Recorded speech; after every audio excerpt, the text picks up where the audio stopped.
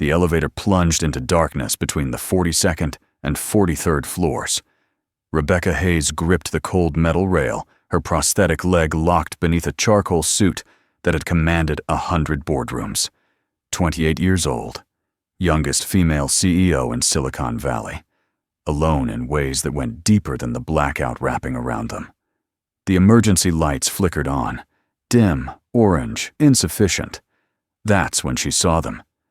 A maintenance worker with paint under his fingernails, and a little girl clutching a worn backpack. "Mom says people who work really hard get special powers," the child whispered, staring at the place where Rebecca's left leg met carbon fiber. "Is that your superpower?" Harper Bennett, 7 years old. No fear in those eyes. Her father, Lucas, stood behind her, calloused hands steady on her shoulders, watching Rebecca's throat work against tears she hadn't allowed in a decade. 60 seconds until the doors opened. 10 years of armor, cracking. They didn't know it yet, but that elevator would demand everything. The empire, the isolation, the woman she'd become to survive. Rebecca had built her fortress deliberately. The penthouse on the 48th floor stretched across 3,000 square feet of glass and steel, overlooking a city that never questioned her authority. She'd become CEO of Catalyst Technologies at 24, growing it to 300 employees in 4 years. The numbers defined her. Revenue growth, market valuation, awards lining her office walls. What didn't appear in Forbes or TechCrunch was the other number, the one she counted each night when she came home to silence and removed the prosthetic leg that cost more than most people's cars. 10 years since the accident that took her leg and the boy who'd promised to stay. He'd sent a text from the hospital. "I can't do this. I'm sorry." Something inside her had calcified into stone. She rebuilt herself the way she'd later rebuild companies, methodically, ruthlessly. Stanford in 3 years instead of 4. Walk, then run, then conquer every room with confidence that made people forget she was anything other than brilliant and untouchable. She dressed to conceal the prosthetic, moved to minimize her gait, built a life where nobody got close enough to see her remove it at the end of the day. Her office reflected this, angular. Nothing soft, awards everywhere. She'd beaten every odd. The price was loneliness, but loneliness was safer than vulnerability. The morning after the elevator incident, Rebecca arrived at her office at 6:30. Her assistant wouldn't be in for another 2 hours. She made coffee with the precision she applied to everything. Measure, grind, pour water, heated to exactly 200 degrees. These small controls mattered when so much else felt chaotic. The board meeting went smoothly. European expansion approved. Quarterly earnings exceeded projections. Everything was proceeding according to plan. Everything was under control. Then she saw him through the glass wall. Lucas Bennett, pushing a maintenance cart, his daughter beside him with that worn backpack. School must have ended early. Rebecca watched Harper say something that made her father laugh, his whole face transforming with unguarded joy.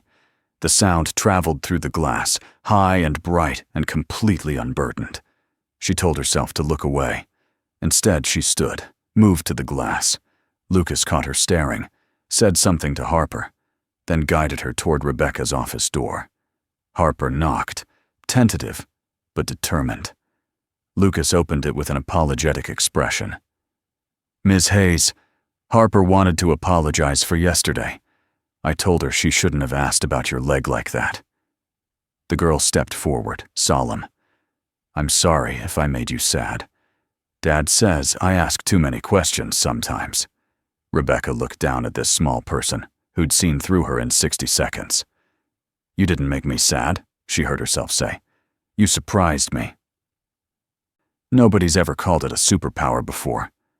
Harper's face lit up. "But it is. You can probably kick really hard with it. And it never gets tired like regular legs.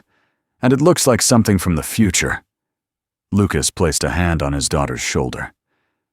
We should let Ms. Hayes get back to work, baby. But Harper wasn't finished. Do you have other superpowers? Dad says really smart people can see things other people miss. Rebecca surprised herself by laughing. Actually laughing. Something genuine that felt rusty from disuse. What grade are you in, Harper? The girl's enthusiasm dimmed. 2nd grade. It's okay. The work is easy. But some of the kids are mean sometimes. They say Dad can't afford the right clothes for me, and that I shouldn't bring him to school events because he's just a janitor. Rebecca felt her chest tighten. Lucas shifted uncomfortably. Harper, we really should. But his daughter continued. They don't know he's the best dad in the whole world. He makes me pancakes shaped like stars every Sunday. And when I have nightmares about Mom, he stays up all night with me. The mention of the mother hung in the air. Rebecca saw Lucas's jaw tighten, saw grief flash across his face before he controlled his expression. That's enough, sweetheart. Ms. Hayes has work to do. He was already guiding Harper toward the door, already retreating. Rebecca felt something rise in her throat. Wait, she said. Harper, how are you with numbers? The girl brightened. Really good. Dad says I'm a math whiz. I can do multiplication in my head up to 12 times 12. Rebecca nodded slowly. I have a problem. I need someone to help me test some new educational software our company is developing. Would you be interested in being a consultant? $50 an hour, 2 hours a week after school. Lucas's expression shifted to caution. Ms. Hayes, that's very kind, but we couldn't. Rebecca held up a hand. We need authentic feedback from someone in our target demographic. Harper looked at her father with pleading eyes. Dad, that's $100 a week. Lucas's face flushed. Why? He asked simply. Why would you do this? Rebecca could have lied. Instead, she said, because your daughter saw something in me that I'd forgotten was there. And because nobody should be ashamed of honest work, no matter what 2nd graders think. Lucas nodded slowly. Okay, but this stays professional. I won't have Harper thinking she's charity. Rebecca felt the sting. Understood. Tuesdays and Thursdays at 4 o'clock. Harper bounced on her toes. Can we start today? Rebecca checked her watch. 3:45. Why not? That's how it began. 2 afternoons a week, Harper became a fixture in Rebecca's office.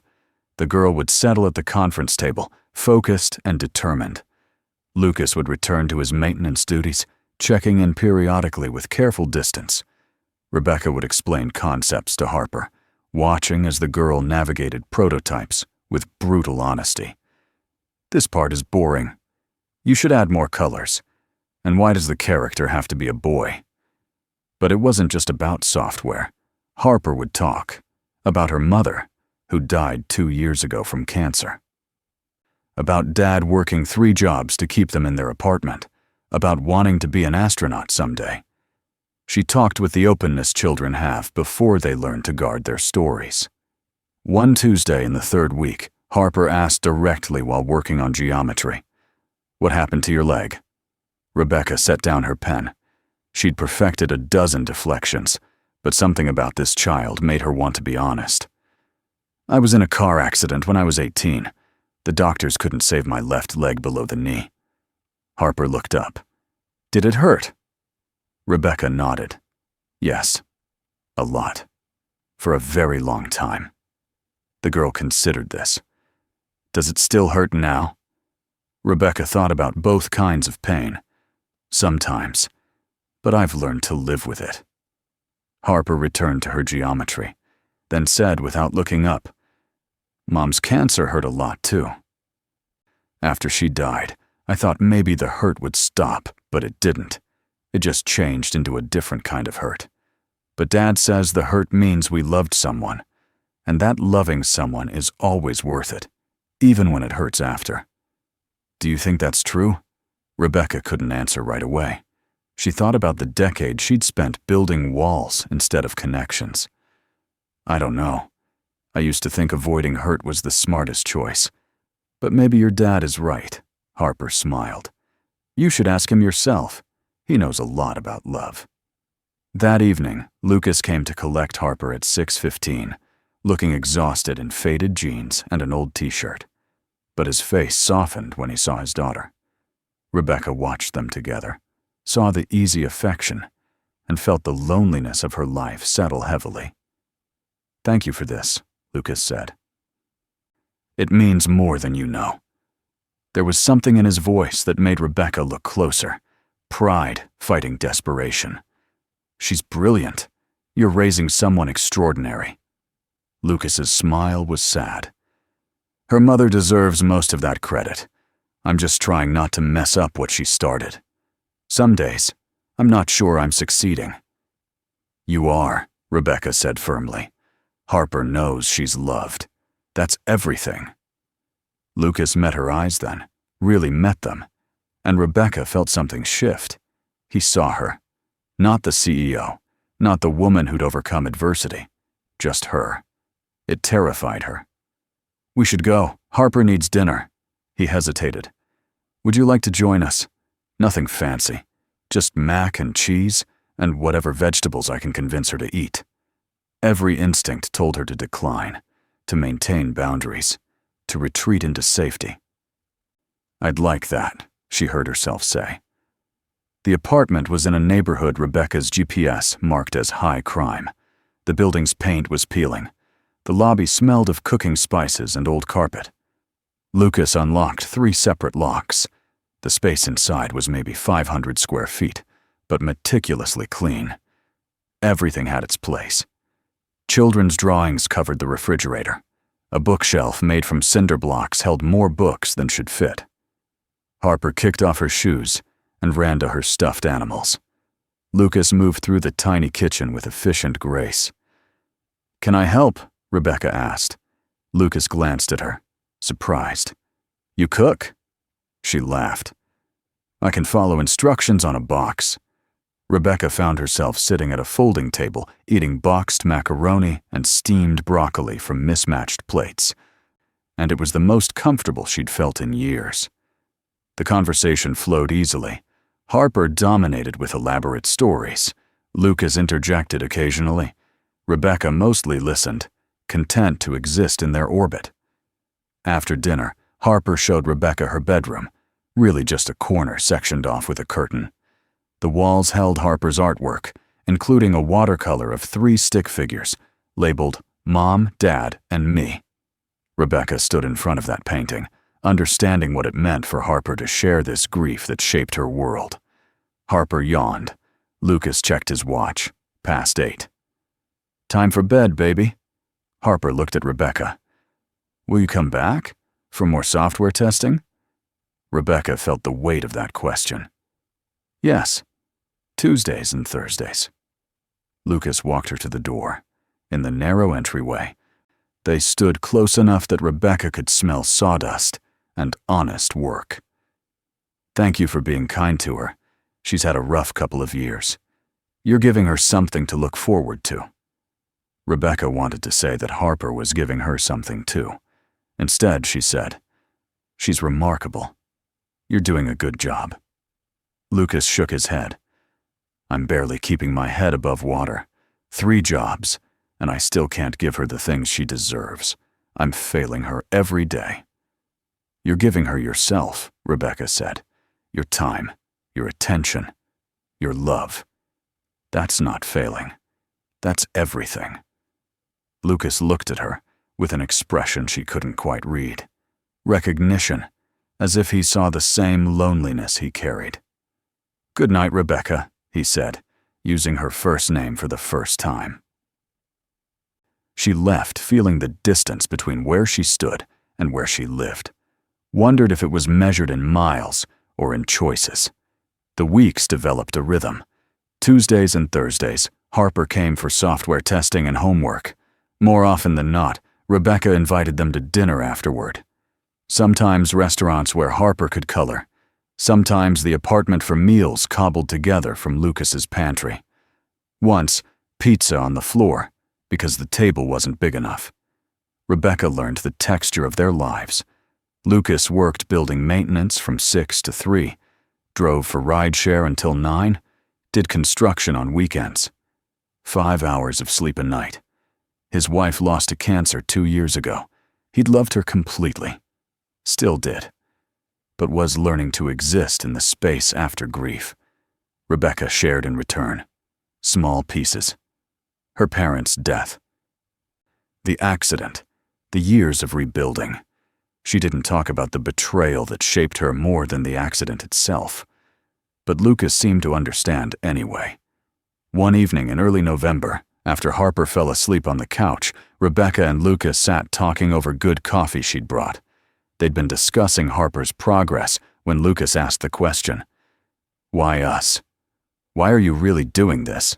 Rebecca could have deflected. "Because I'm lonely. Because I've spent 10 years building a life that looks successful but feels empty. Because your daughter saw me in a way nobody has since my accident.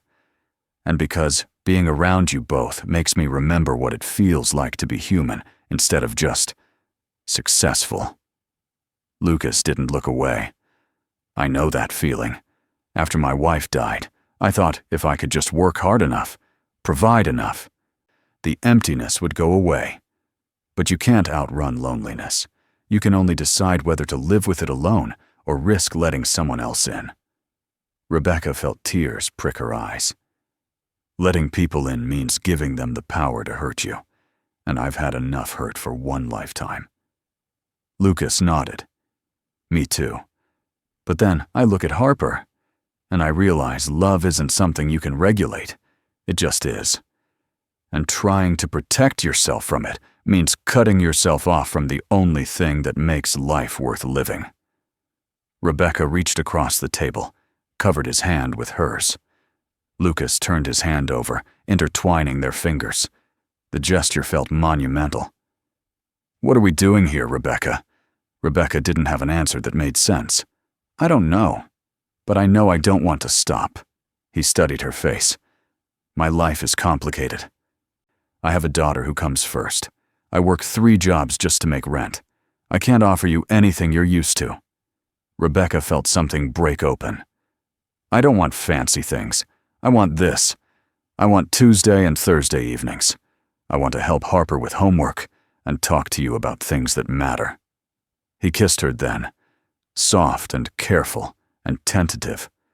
Rebecca kissed him back, tasting coffee and hope and possibility. When they pulled apart, she was crying. Lucas wiped her tears away. "Okay, let's figure this out. Together." The next 6 weeks felt like discovering a forgotten language. They moved carefully, aware that Harper's well-being trumped everything. They didn't tell the girl yet, kept the surface the same. But underneath, something was growing. Text messages throughout the day. Lucas calling during breaks. Rebecca finding excuses to stop by the building.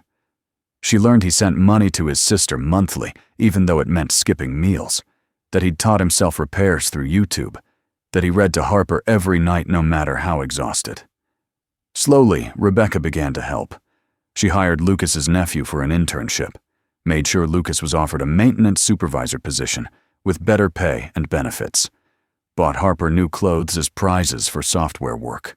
Lucas saw through most of it.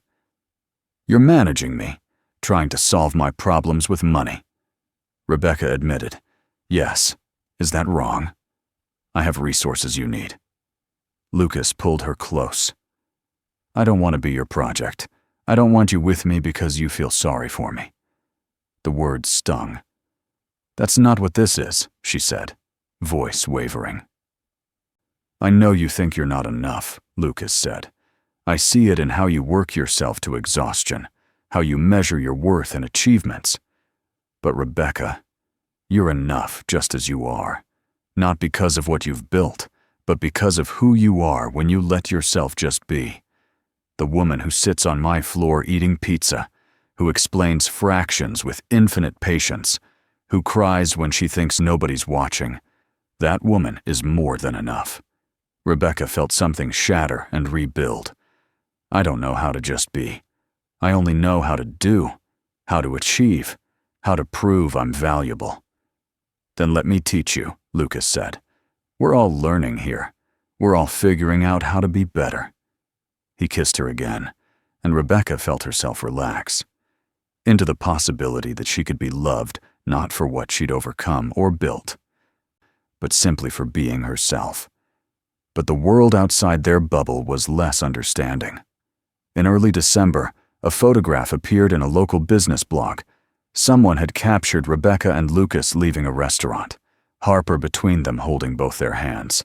The headline, "Tech CEO's Unlikely Romance, Slumming It, or the Real Deal." The implications were clear. What was someone of Rebecca's stature doing with a maintenance worker? Rebecca's board saw the article.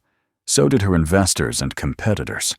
Her CFO called an emergency meeting, 8 people around a conference table. "This relationship, is it serious?" Rebecca felt anger flash. "My personal life is not board business." The board chair, Patricia Chen, leaned forward. "It becomes board business when it affects investor confidence.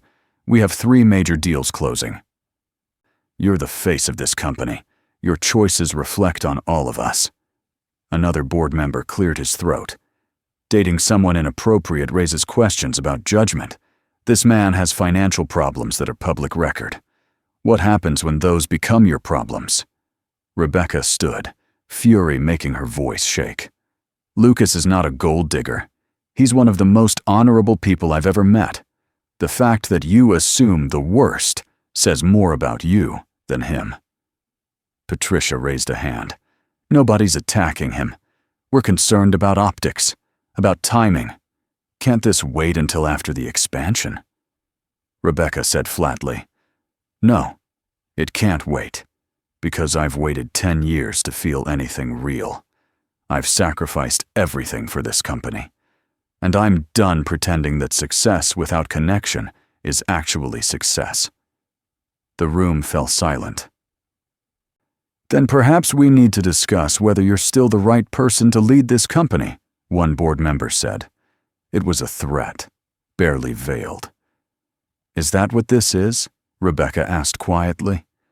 "Choose between my personal life and my professional life?" Patricia looked uncomfortable. "We're saying there are optics to consider. If you were more discreet, if you waited, if you signed a prenup protecting company assets. There are ways to manage this." Rebecca gathered her things. "I'll think about what you've said. But I won't be managed like a liability. And if that makes me unsuitable to be CEO, then maybe we need a different conversation." She left, feeling hollowed out. Her phone buzzed. "Lucas, Harper wants to know if you're coming for dinner tonight." Such a simple invitation, weighted now with everything it represented. She typed back, "I'll be there," then sat at her desk and did something she'd never done. She began drafting a contingency plan, not for the company, for herself. What would she do if they forced her out? The calculations were complex. She had enough money to live comfortably for years. Her reputation would survive. She could consult, start something new, actually have time for a life. But who was she without this company?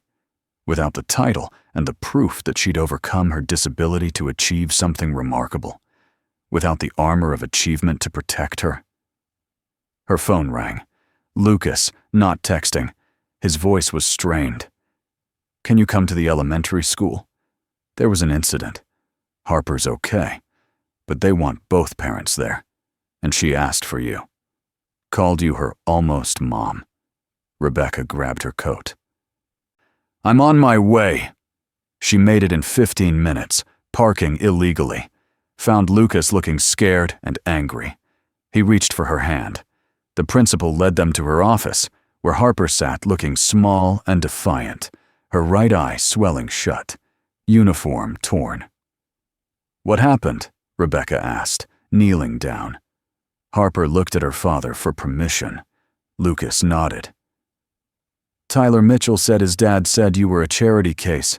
Said Dad was only with you because you felt sorry for us. Said we were poor trash. I told him to take it back.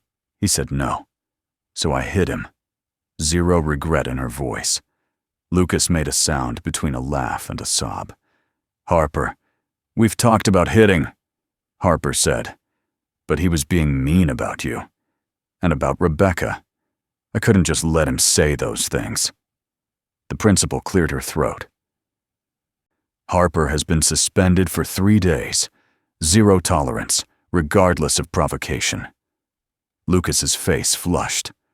The other boy said terrible things, and Harper is being punished?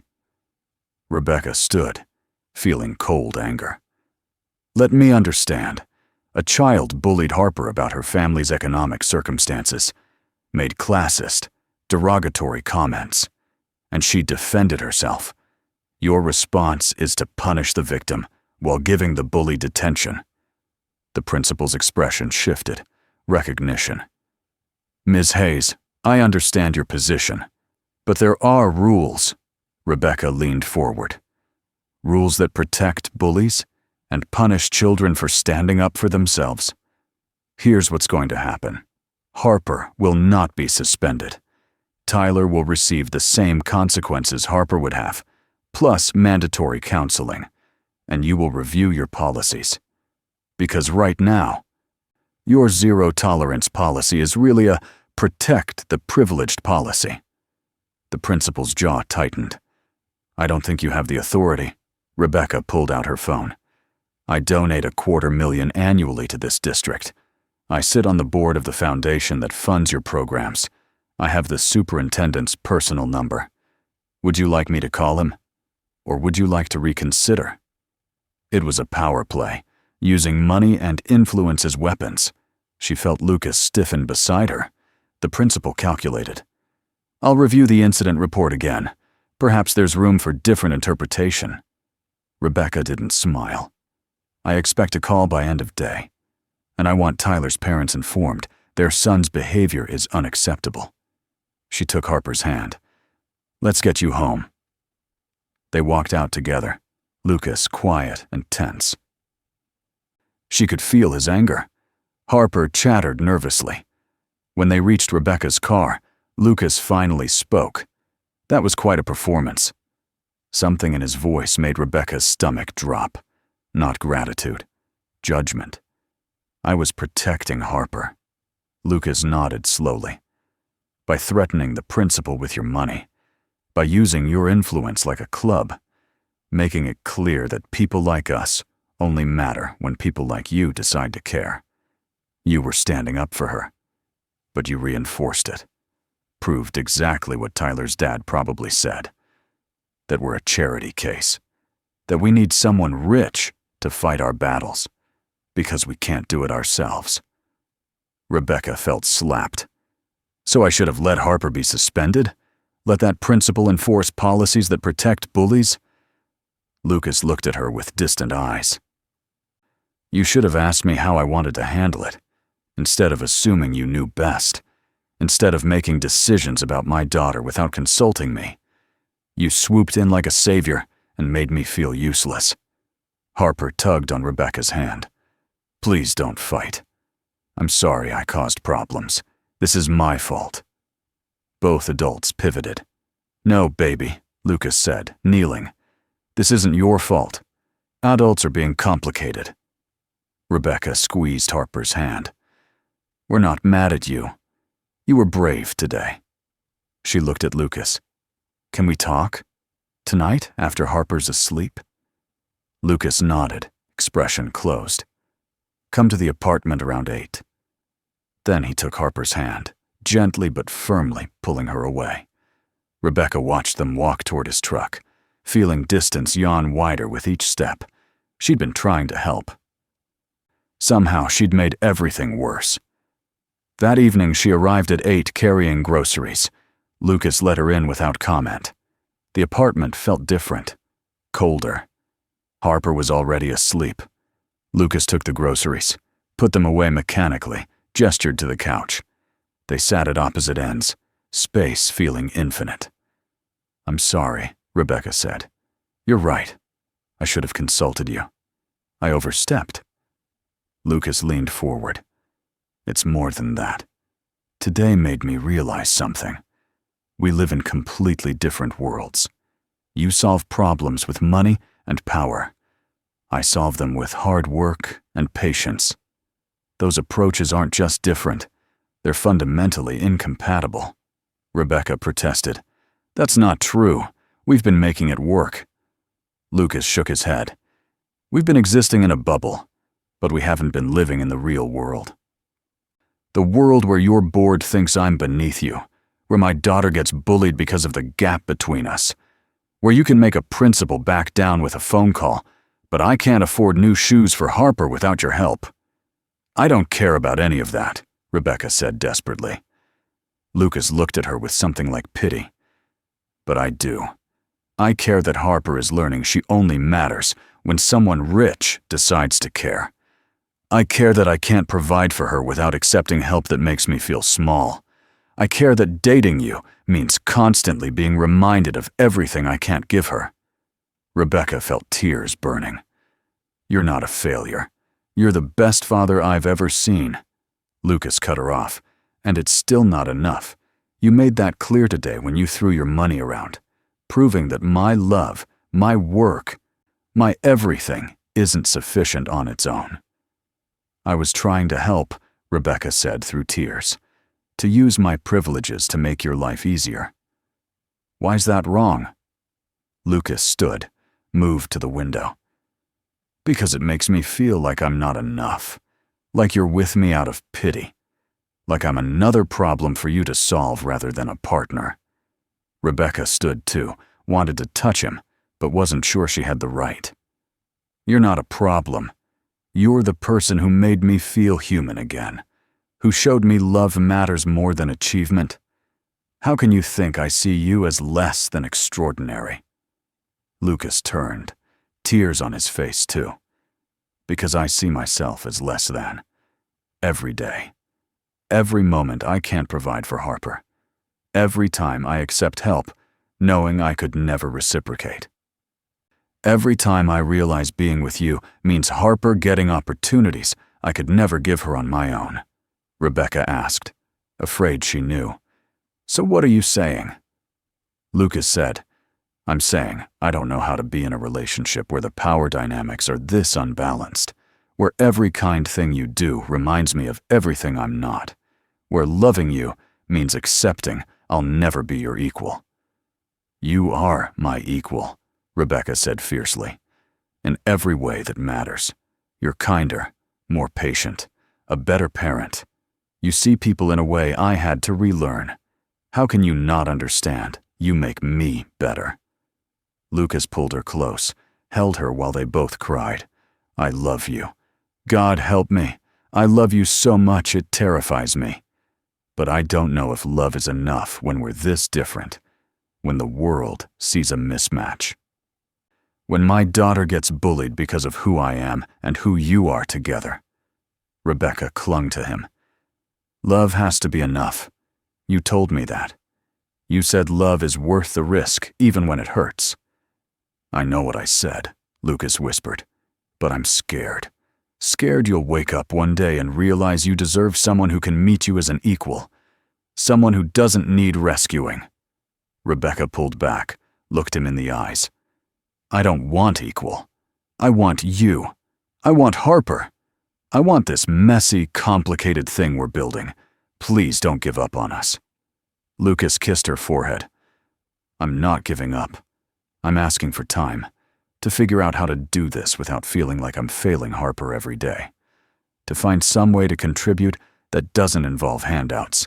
Keep the Tuesday and Thursday afternoons for Harper. She needs that.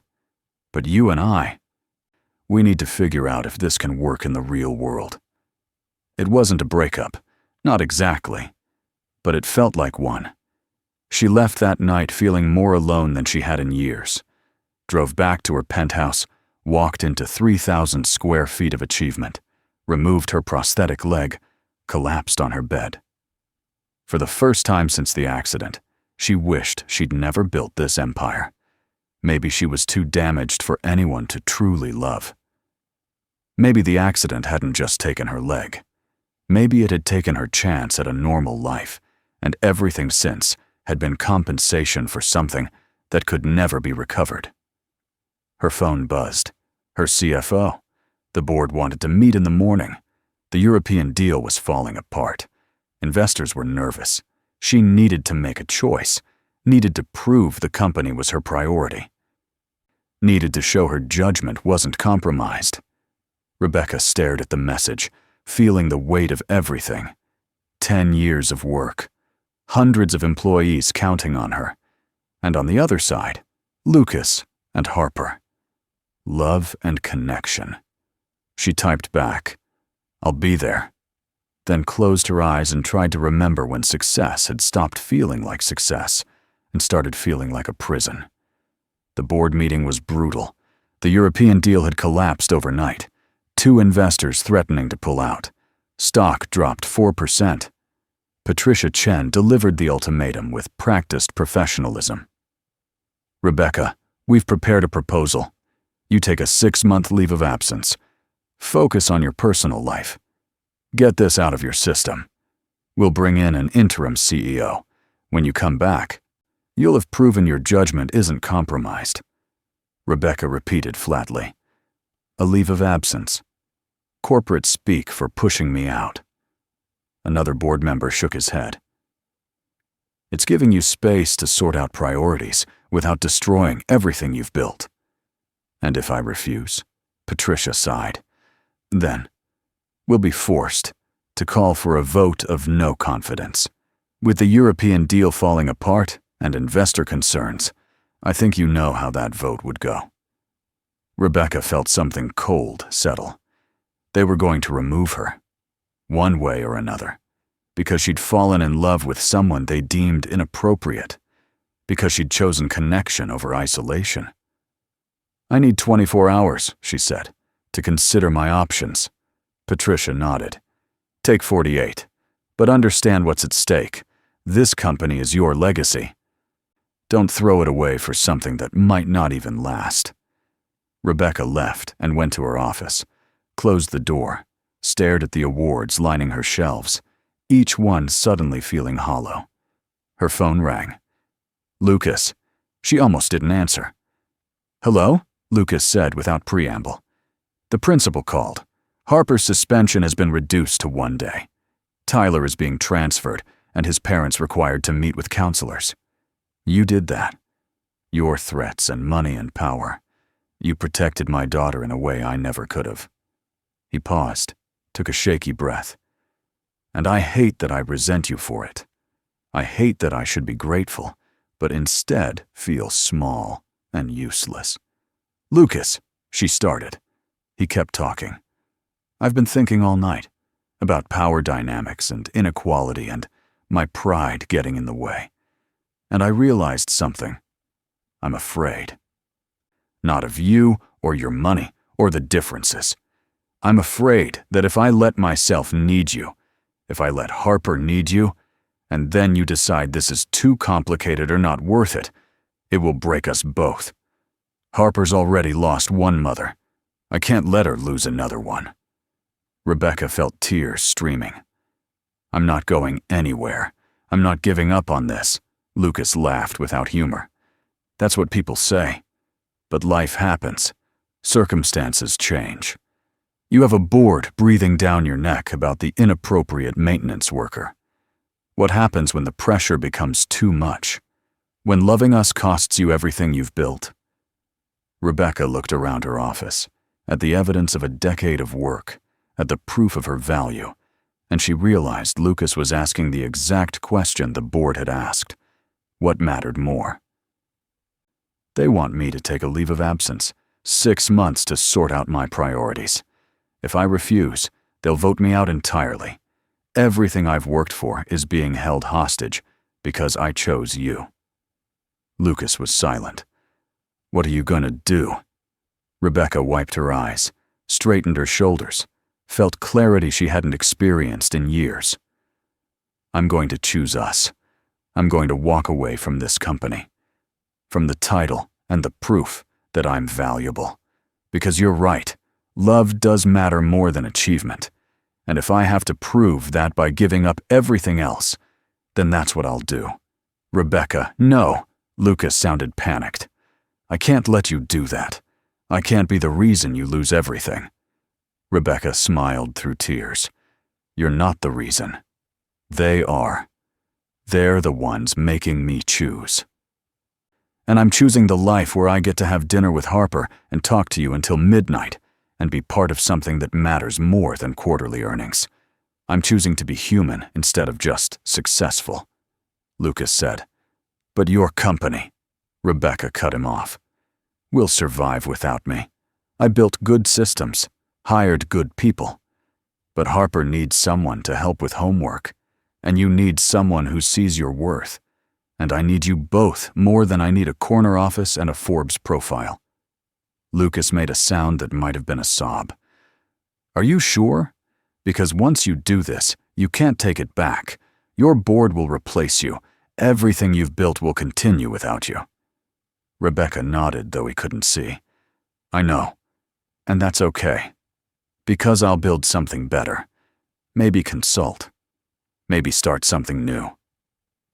Maybe take time to actually live. But whatever I do, I want to do it with you and Harper as my foundation instead of my distraction.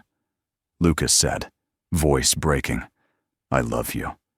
God, Rebecca, I love you so much it terrifies me. Rebecca closed her eyes. I love you too, both of you, and I'm done being afraid of what that means. They talked for another hour, making plans, acknowledging fears. Lucas admitted his pride might always struggle, but he'd work on it. Rebecca admitted she might struggle with using money to solve problems, but she'd learn to ask first. They were both broken in different ways, but maybe broken people could fit together in ways whole people couldn't. When Rebecca hung up, she felt lighter. She opened her laptop and began drafting her resignation letter. Not the leave of absence, a real resignation. Immediate. Clean.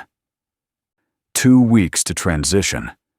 She was done building an empire that required sacrificing the things that actually mattered. The next 2 weeks were chaos. The board tried to talk her out of it. Investors called for reassurances. Competitors circled. The media speculated. Tech CEO chooses love over career. From Forbes list to maintenance worker's girlfriend. Shocking decision. She ignored all of it. Spent days transitioning responsibilities, training her replacement. Spent evenings with Lucas and Harper, helping with homework, making dinner, existing in ordinary domesticity she'd denied herself for a decade. On her last day as CEO, Rebecca cleaned out her office. The awards stayed. They belonged to the company now. She took only personal items and the small cactus Harper had given her. Her replacement stood in the doorway. Are you sure about this? Rebecca smiled. More sure than I've been about anything in my life. She walked out of the building at 5:30 on a Friday, carrying a small box, and felt nothing but relief. Lucas was waiting in the parking lot with Harper. When Harper saw her, the girl ran forward and threw her arms around Rebecca's waist. You came. Dad said you might have to stay late. Rebecca knelt down, hugged Harper tight. No more work stuff. From now on, I'm here. She looked up at Lucas, saw love and fear and hope. I'm really here. 6 months later, Rebecca's life looked nothing like before. She'd moved into a modest 2-bedroom apartment in Lucas and Harper's neighborhood, not because she couldn't afford better, but because proximity mattered more than luxury. She'd started a nonprofit focused on math education for underprivileged students, using her connections and money to fund programs in schools that needed them most. Harper was her first official student, now testing 3 grade levels above her peers and tutoring other kids. Lucas had accepted a position as facilities manager at a community college, a job with better pay and benefits that Rebecca supported him in applying for. They moved slowly, cautiously, building a relationship on mutual respect rather than rescue. Lucas insisted on paying for dates. Rebecca learned to ask before helping, to respect boundaries. They fought sometimes about pride and privilege, but they also laughed more than Rebecca had laughed in years, made love with vulnerability she'd stopped believing in, talked about futures that included commitment, but moved at a pace they could both handle. Harper started calling Rebecca Becca, asking her to braid her hair, to come to school events as her bonus mom. Rebecca learned to navigate the complicated territory of being important to a child who still grieved her mother. On a Saturday morning in May, Rebecca woke up in Lucas's bed. Harper was already awake, standing in the doorway with a serious expression. "What's up, sweetheart?" Lucas asked. Harper climbed onto the bed between them, settling against Rebecca's side. "Are you going to marry my dad? Because I think you should. Then you could be my real mom instead of just my bonus mom." Rebecca felt her breath catch, looked over Harper's head at Lucas, who looked equally stunned. "That's a big question," Rebecca said carefully. "What makes you think about that?" Harper shrugged. "Kids at school asked if you were my stepmom. I said no, but I wished I could say yes. Because you do all the mom things. You help with homework and come to my soccer games and make sure I eat vegetables. That's what moms do. Would you want to be my real mom?" Rebecca pulled Harper closer, tears burning. "I would be honored to be your mom, if that's what you want. And if your dad wants that too." She looked at Lucas, saw him working through emotions. He'd told her once that he felt guilty letting Harper attach to someone new, as if it betrayed the memory of her biological mother. Saw him reach an internal decision. "Harper, baby, Rebecca becoming your stepmom wouldn't mean forgetting your first mom. It would mean having two moms who love you. One watching from heaven, one here with us. Is that okay?" Harper nodded solemnly. "That's what I want. Two moms is better than one, especially when one is really good at math." Both adults laughed through tears. Rebecca kissed the top of Harper's head. "Then I guess your dad and I need to have a conversation." Harper bounced excitedly. "Does that mean you're going to get married? Can I be in the wedding? Can we have chocolate cake?" Lucas pulled them both into a hug. "Let's take it one step at a time, mathematician. But yes, chocolate cake is definitely negotiable." Harper seemed satisfied, announcing she was going to draw pictures of what she wanted the wedding to look like. In the silence, Rebecca and Lucas looked at each other with terror and joy. "That was unexpected," Lucas said. Rebecca laughed. "Was it? I think we both saw this coming." Lucas reached for her hand, intertwined their fingers. "Are we really doing this? Getting married? Becoming a family?" Rebecca felt the weight of that question. Thought about the woman she'd been a year ago, alone in her penthouse, convinced isolation was safer. Thought about everything she'd given up and gained. "I think we already are a family. Marriage would just make it official." Lucas pulled her closer, rested his forehead against hers. "I can't promise easy. I still have debt to pay off. Harper will have teenage years. My pride will probably make me stupid sometimes. We'll have fights about money and how to navigate the world that sees us as unequal." Rebecca smiled. "And I'll probably try to solve problems with money when I should use patience. I'll struggle with not being defined by achievement. I'll have moments where I miss the identity I gave up. We're both works in progress." Lucas kissed her, soft and full of promise. Works in progress together. That's all anyone can ask for.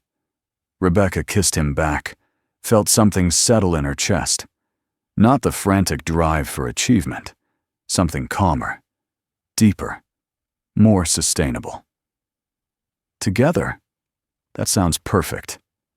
They married 3 months later in the community center, where Rebecca taught her math enrichment classes. Harper served as flower girl and ring bearer and official wedding planner, having very specific opinions about every detail. The ceremony was small, just close friends, Lucas's sister and her family, a few former colleagues. Rebecca wore a simple white dress and didn't hide her prosthetic leg. Lucas wore a new suit, Harper wore a dress covered in stars because she never stopped dreaming of space. Rebecca's vows were simple.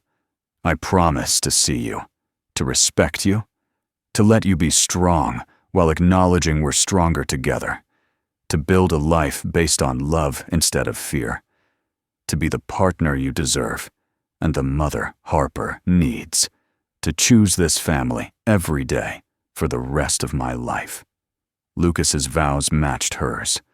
I promise to let you in, to accept help without resentment, to see your strength without feeling diminished, to build a life where both our dreams matter, to be the partner you deserve and the father Harper needs, to choose this family every day for the rest of my life. When they kissed, Harper cheered loud enough to make everyone laugh.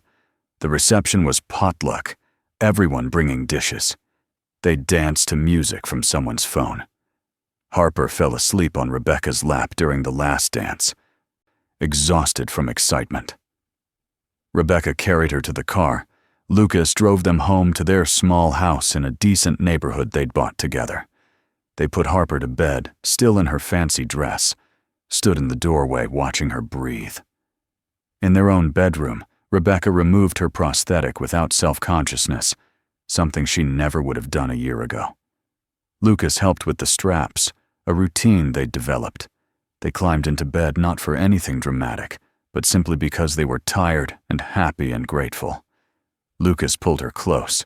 Rebecca settled against his chest, listening to his heartbeat. We did it. We built something real. Lucas kissed the top of her head. We did. And we're going to keep building it. Every day. For the rest of our lives. Rebecca closed her eyes, feeling more complete than she'd ever felt, despite being technically less whole than she'd once been. She'd lost a leg, lost a career, lost the identity she'd built around achievement. But she'd gained something infinitely more valuable, a family, a purpose beyond profit, a life defined by connection rather than accomplishment, permission to be imperfect, to need help, to love and be loved without armor. Outside, the city continued its endless motion. Somewhere, people were chasing success and measuring worth by achievements. Rebecca understood that drive, had lived it for a decade, knew both its power and its cost. But here, in this small house with this small family, she'd discovered something that all the awards could never provide: being loved and letting yourself love in return, being seen completely by someone who chose to stay. Being part of something larger than yourself. Harper would grow up knowing she was cherished. Lucas would continue healing, learning to accept help without losing himself. And Rebecca would keep evolving, finding new ways to be brilliant and vulnerable in equal measure.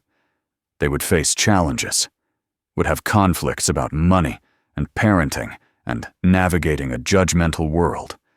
But they would face everything together, as a family built not from perfection, but from choosing each other, again and again, every single day. She'd spent 10 years alone after her accident, convinced isolation was strength.